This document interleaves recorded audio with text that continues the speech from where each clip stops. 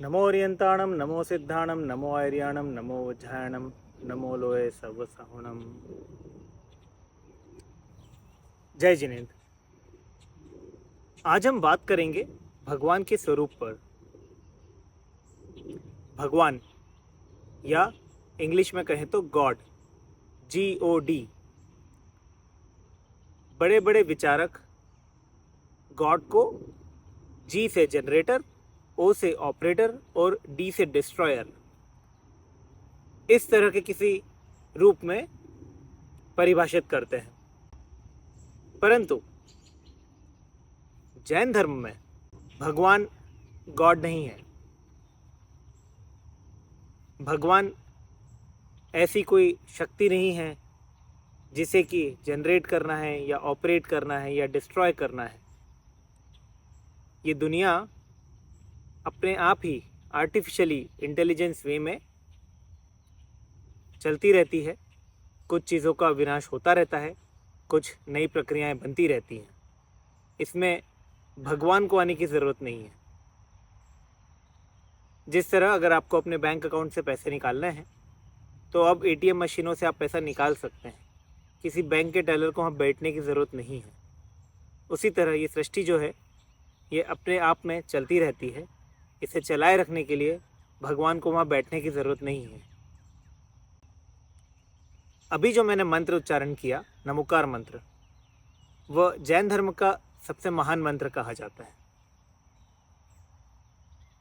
अगर आप उस मंत्र को समझने की कोशिश करें तो उस मंत्र में ऐसा कुछ भी नहीं है जिसमें मैं किसी परम शक्ति से प्रार्थना कर रहा हूँ कि वो मेरे लिए कुछ कर दें।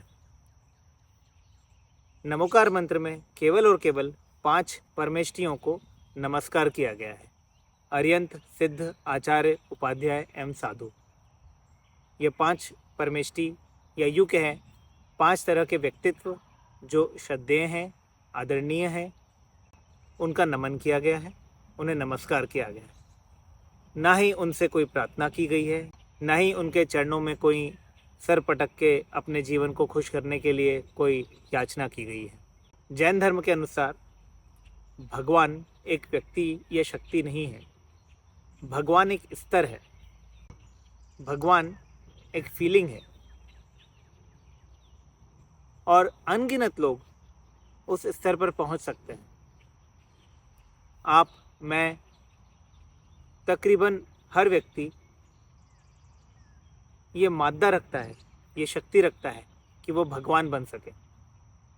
इसे कुछ ऐसे समझते हैं जैसे अगर आप स्कूल या कॉलेज के बच्चे हैं और आपको अगर क्रिकेट अच्छा खेलना है तो आप आपके रूम में कोहली, धोनी या सचिन तेंदुलकर का फ़ोटो तो लगा सकते हैं। उससे आपको प्रोत्साहन जरूर मिलेगा, मोटिवेशन मिलेगा, मोक्ष नहीं।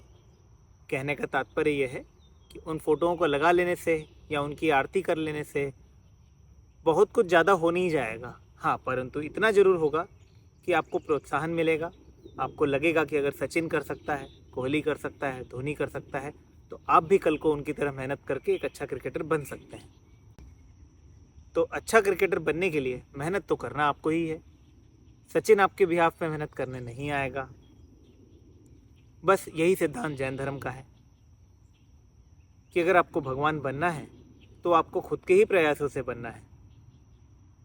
जो भगवान बन चुके हैं या उस स्तर पर पहुंच चुके हैं, जो अपने बेस्ट पोटेंशियल को अचीव कर चुके हैं, वो आपकी कोई ख़ास मदद करने नहीं आएंगे। हाँ, उनसे आप प्रेरणा जरूर ले सकते हैं। बहुत सारे लोग, अनगिनत लोग भगवान बने हैं, अतः अनगिनत तरीक़ों से भगवान बने हैं। आप उनमें से भी कोई एक रास्ता चुन लेंगे तो आपकी राह बन सकती है, पर बनाना आप ही को है, चलना आप ही को है। अब आप कहेंगे तो फिर हम भगवान की पूजा क्यों करते हैं? तो मैंने वो भी आपको बताया कि पूजा करने से मोटिवेशन मिलता है, मोक्ष नहीं। तो अगर आप ये सोच रहे हैं कि मैं तो बहुत बड़ा जैन धर्म का पालक हूँ क्योंकि मैं प्रतिदिन मंदिर जाता हूँ, रात को खाना नहीं खाता, छना हुआ पानी पीता हूँ, इत्यादि इत्यादि, अच्छी बात है। करना चाहिए, इसे अन्यथा ना लें। परंतु केवल ये कर लेने से ये मान लेना कि बस मुझे तो मोक्ष मिल जाना है, ये सरासर भ्रांति है, मिथ्यात्व है।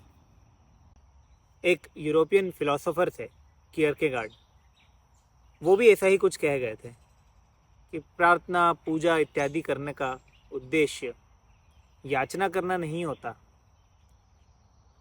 उसका उद्देश्य होता है अपने भावों को निर्मल कर देना। जब आप मंदिर में जाते हैं, एक माहौल होता है, आत्मा परमात्मा की चर्चा होती है, तो आपको भी वक्त मिलता है समझने का जीवन का क्या उद्देश्य है, भगवान बनने के पथ पर आप कहाँ तक पहुँचे हैं, कहाँ तक नहीं पहुँचे हैं।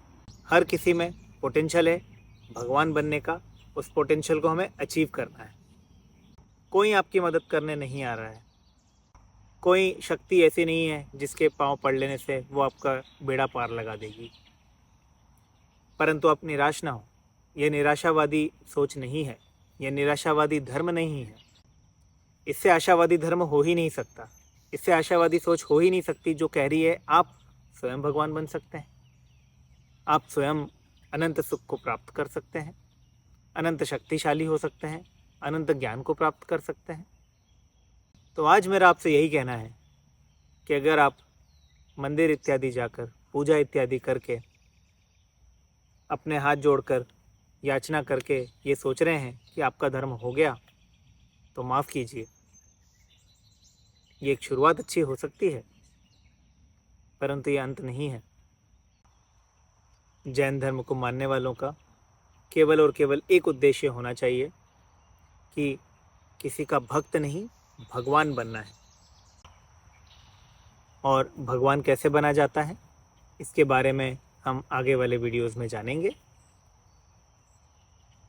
परंतु अभी केवल और केवल यही बात कह के मैं अपनी वाणी को विराम दूंगा कि अपना बेस्ट कीजिए। आप जिस भी फील्ड में हैं, अगर आप स्टूडेंट्स हैं तो अपनी पढ़ाई में बेस्ट कीजिए, अगर आप जॉब कर रहे हैं तो अपने जॉब में बेस्ट कीजिए, अगर आप व्यवसायी हैं तो व्यवसाय में बेस्ट कीजिए,